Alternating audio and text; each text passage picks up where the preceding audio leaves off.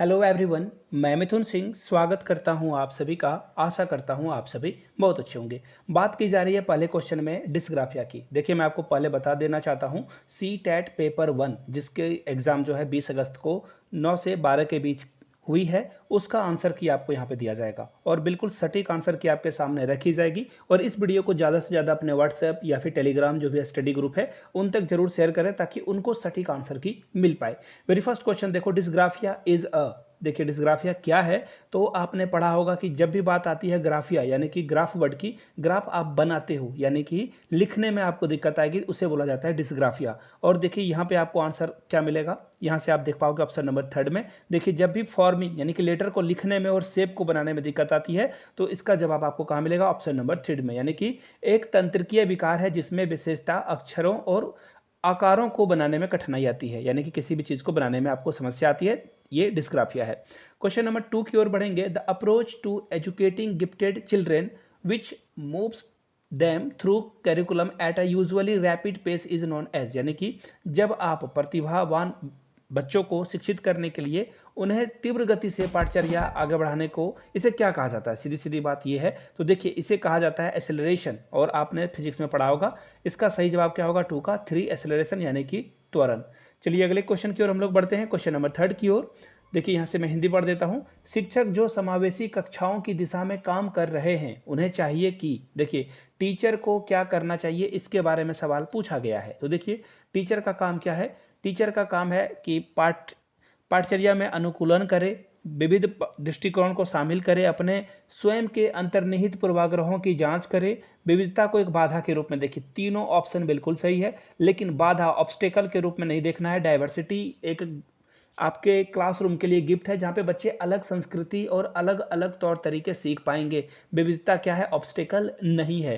तो 1 2 3 तीनों आंसर सही है और देखिए 1 2 3 आपको मिलेगा ऑप्शन नंबर थर्ड में, यानी कि इसका सही जवाब क्या होगा, थर्ड का थर्ड। चलिए आगे बढ़ेंगे।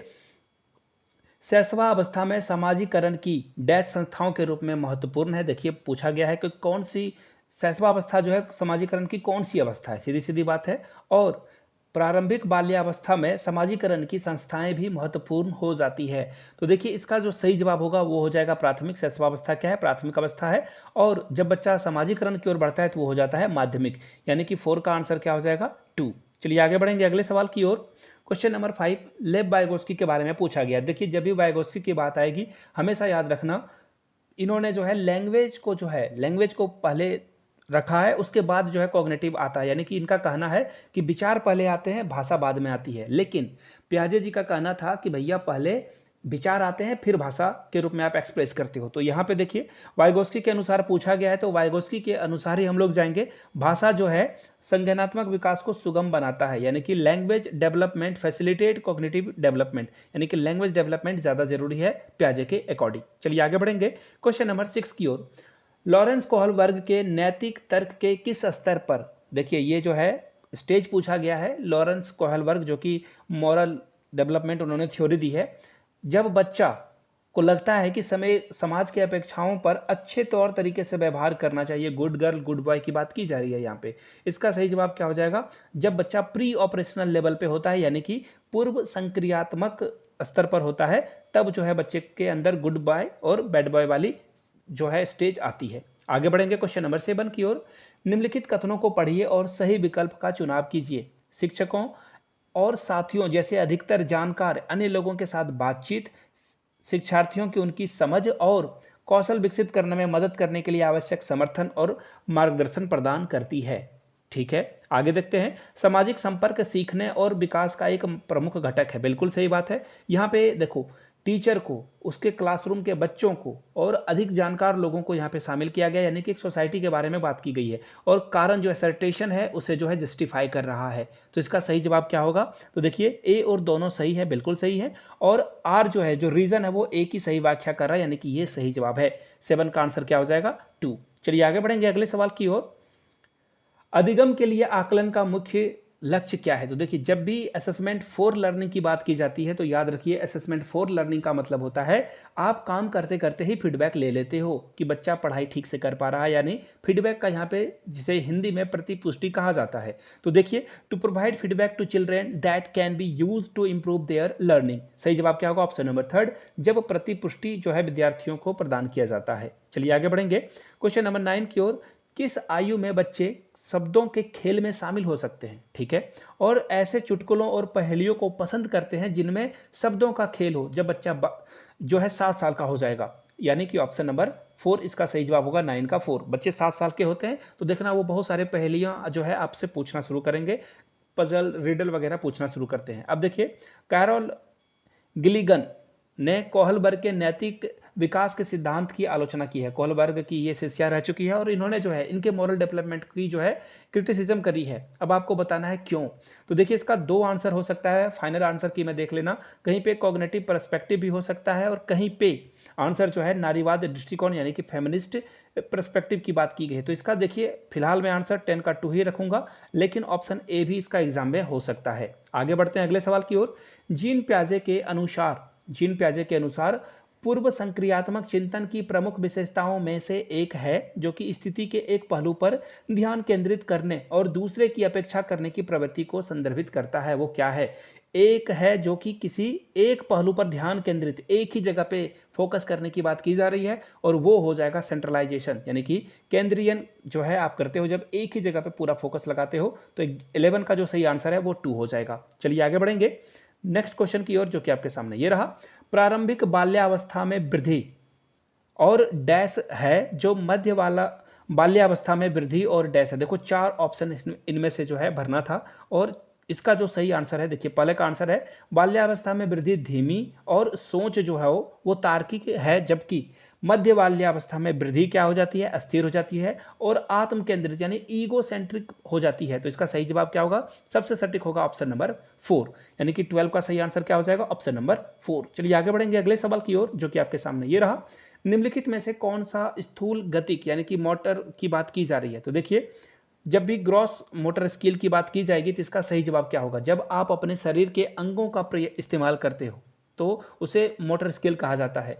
तो बुनाई भी सही है, तैरना भी सही है, सारे ऑप्शन सही है, लेकिन सबसे सटीक आंसर क्या है? वो हो जाएगा स्विमिंग, जहाँ पे आप अपने हाथ पैर और पूरे बॉडी को जो है एक्चुअली इस्तेमाल में लाते हो। तो सही जवाब हो जाएगा 13 का 2 के साथ आपको जाना था। चलिए आगे बढ़ते हैं अगले सवाल की ओर। भौतिक वृद्धि और विकास विकास के डैश और डैश सिद्धांतों का पालन करते हैं। देखो बहुत ही आसान सा ये सवाल था, अगर आपने बिल्कुल फंडामेंटल पढ़ा होगा तो आपको पता होगा। देखिए, सिफालिकोडल यानी कि शीर्षगामी यानी कि अवरोही यानी कि टॉप से जो है डाउन की ओर जो है हम लोगों का विकास होता है, और प्रॉक्सिमोडिस्टल यानी कि जब समीपस्थ यानी कि इनर से आउटर की ओर जो है विकास होता है। तो इसका सही जवाब क्या है? 14 का 2 सही जवाब हो जाएगा। चलिए आगे बढ़ते हैं। बीएड में भी आपने इन चीज़ों को पढ़ा होगा, बीटीसी भी किया है तो वहाँ भी आप इन चीज़ों को पढ़े होंगे। हार्वर्ड गार्डनर की बात की जा रही है और हार्वर्ड गार्डनर ने 9 थ्योरी दे चुके हैं। ये अलग अलग मल्टीपल इंटेलिजेंस थ्योरी की बात ये करते हैं। तो देखिए, यहाँ पे बात किया गया है एक दर्शन शास्त्री यानी कि फिलोसोफर की बात की जा रही है। ठीक है, डैश प्रकार की बुद्धि होगी और मूर्तिकार के पास किस तरह की बुद्धि होगी? तो देखिए, मूर्तिकार के पास जो बुद्धि होगी वो होगी स्पाशियल, यानी कि उसको जो है इंजीनियरिंग का ज्ञान होगा, और जो दार्शनिक है फिलोसफर है वो इंट्रापर्सनल होगा, है ना, इंट्रापर्सनल, यानी कि ऑप्शन इसका सही जवाब क्या हो जाएगा? ऑप्शन नंबर 3, 15 का जो है थर्ड आंसर करेक्ट होगा। आगे बढ़ेंगे अगले सवाल की ओर। अनुभवनात्मक, देखिए एक्सपेरिमेंटल लैंग्वेज स्ट्रेस जो है वो किस पर दिया जाता है? अगर आप इसे ध्यान से पढ़ोगे तो इसका जवाब आपको मिलेगा जब उसके ऊपर जो है आलोचनात्मक प्रतिबिंबन के महत्व पर, यानी कि important of critical reflection is the right answer. 16 का सही जवाब थर्ड होगा। आगे बढ़ेंगे नेक्स्ट क्वेश्चन की ओर। बच्चों में समस्या समाधान कौशल को बढ़ाने के लिए निम्नलिखित में से कौन सा प्रभावी तरीका है? अगर इसे ध्यान से आप पढ़ोगे तो इसमें जो आंसर है, इसे 4 की ओर आप बढ़ोगे, देखिए इसमें क्या लिखा गया है, उन्हें बुद्धि मंथन करने और सहज अनुमान लगाने का अवसर प्रदान करना है। समझ रहे हो मेरी बात को? समस्याओं को तैयार करके समाधान उपलब्ध कराना नहीं है। ये तीनों ऑप्शन इनकरेक्ट हैं। 17 का जो सही जवाब होगा वो होगा ऑप्शन नंबर 4। आगे बढ़ेंगे नेक्स्ट क्वेश्चन की ओर। निम्नलिखित कथनों को पढ़िए और सही विकल्प का चयन कीजिए। शिक्षकों को सार्थक वातावरण बनाना चाहिए जिसमें सभी बच्चों की सक्रिय भागीदारी और संलग्नता हो। बिल्कुल सही जवाब है ये सही है। सभी बच्चे आंतरिक रूप से सीखने के लिए प्रेरित होते हैं और सीखने में सक्षम होते हैं। दोनों ही बिल्कुल सही है और दोनों एक दूसरे को जस्टिफाई कर रहा है। तो 18 का जो सही जवाब होगा वो हो जाएगा 2। 18 के 2 की ओर आपको जाना था। नेक्स्ट क्वेश्चन की ओर हम लोग बढ़ते हैं। 19 नंबर, निम्नलिखित में से कौन सी प्रक्रिया अधिगम के दौरान योगदान नहीं देती है? तो देखो, अगर डिसेंट्रलाइजेशन की बात मैं करूं, डी कॉन्टेक्चुअलाइजेशन की बात करूं, गैर प्रासंगिकरण, यही इसका सही जवाब होगा। 19 का जो जवाब होगा वो होगा ऑप्शन नंबर 4। बढ़ेंगे अगले क्वेश्चन 20 नंबर की ओर। निम्नलिखित में से कौन सा एक ऐसे प्रश्न का उदाहरण है जिसमें विद्यार्थियों को अपनी सोच पर विचार करने की आवश्यकता है? तो देखो, बच्चे जब भी विकास करेंगे या फिर सोच विचार करेंगे अपने पर्सपेक्टिव से, ऑन पर्सपेक्टिव से। अगर आप चारों ऑप्शन को देखोगे उसमें देखिए आपको कहाँ ऑन वर्ड मिलेगा जहाँ पे वो अपने थिंकिंग के बारे में बात करेगा। तो इसका सही जवाब क्या हो जाएगा? 20 का सही जवाब 4 होगा, यानी कि 4 के साथ आपको जाना था। 20 का सही जवाब क्या है? 4 नंबर है। चलिए आगे बढ़ेंगे अगले सवाल की ओर। निम्नलिखित में से कौन सा विफलता के लिए आंतरिक आरोपण का एक उदाहरण है? तो देखिए, इसका जो सही जवाब होगा वो होगा ऑप्शन नंबर 2। मैं परीक्षा में फेल हो गया क्योंकि मैंने पर्याप्त पढ़ाई नहीं की है। यानी कि आंतरिक, इंटरनल जो है आरोप, आप खुद पे आरोप लगाओगे तो इसका सही जवाब क्या है? आपने खुद से पढ़ाई नहीं करी है। आगे बढ़ेंगे क्वेश्चन नंबर 22 की ओर। निम्नलिखित कथनों को पढ़िए और सही विकल्प का चुनाव कीजिए।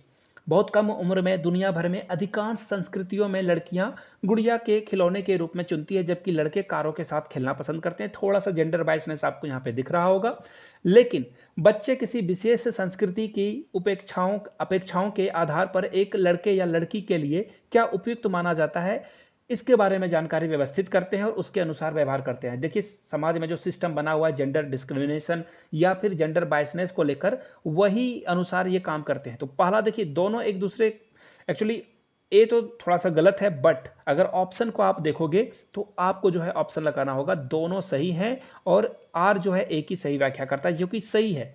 ये ऑप्शन जो है, ऑप्शन के अकॉर्डिंग अगर आप जाते हो तो इसका सही जवाब 2 है, लेकिन ऑप्शन 1 जो है थोड़ा सा यहाँ पे जेंडर बायसनेस आपको दिखेगा।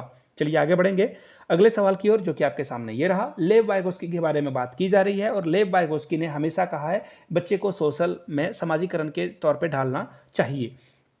यहाँ पे देखिए समाजीकरण आपको दिख रहा होगा, लेकिन ये आंसर रॉन्ग है। सामाजिक अलगाव की यानी कि आइसोलेशन की बात नहीं की गई है, यहाँ पे सहयोग की बात की गई है, कॉपरेशन की बात की गई है। सही जवाब आपको देखिए यहाँ पे मिलेगा पीयर कोलाब्रेशन, यानी कि सहकर्मी सहयोग। बच्चे जब खेलते हैं समाज में तो एक दूसरे से नियम के बारे में सीखते हैं, सहयोग की भावना उनके अंदर आती है, यानी कि 23 का सही जवाब क्या होगा? 2 होगा। आगे बढ़ेंगे। लेव वाइगोस्की के सिद्धांत के अनुसार आंतरिक वाक्य, यानी कि प्राइवेट स्पीच के बारे में बात की जा रही है। देखो यहाँ पे ये रखो, इनर स्पीच या प्राइवेट स्पीच उसे ही एक ही बात ही है। तो ये जो है काल्पनिक दोस्त से बात ये नहीं करेगा, ये जो है अंदर में अपने सोच को नियंत्रित करने के लिए क्या करता है? बच्चा खुद से बात करता है, प्राइवेट स्पीच है। आप भी बहुत बार अपने मन से, अपने आप से बात करते हो। दैट्स आंसर इज 24 का 4।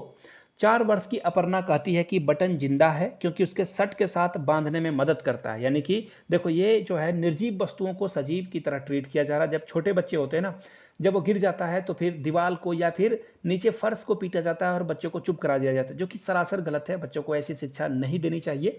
लेकिन बच्चा सोचता है कि दीवार में भी जो है जान है, जैसे वो जिंदा है, उसके मम्मी पापा जिंदा है, उसी तरह जो है ये सारी चीज़ें जिंदा है। यानी कि यहाँ पे एनिमिस्टिक थिंकिंग की बात की जा रही है। 2 इसका सही जवाब हो जाएगा। आगे बढ़ेंगे अगले सवाल की ओर। स्वलीनता, ऑटिज्म की बात की जा रही है और ऑटिज्म से एक मूवी आई थी बर्फी, आपने अगर वो देखी है तो आपको पता चला होगा कि उसमें प्रियंका चोपड़ा का जो किरदार था, जो कैरेक्टर था, वो ऑटिज्म का शिकार था। यानी कि बार बार रिपीटेशन की बात आ रही होगी, वो सर घुमाना हो या फिर एक ही जगह पे रिपीटेशन। इसका सही जवाब हो जाएगा, जब फ्रिक्वेंटली रिपीटेटिव बिहेवियर होता है उसे जो है ऑटिज्म में आपको ये देखने को मिलता है।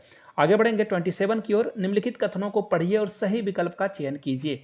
और मैं आपको बताऊं, ये जितने भी असर्टेशन और रीजन वाले सवाल थे, सारे सवाल सही थे।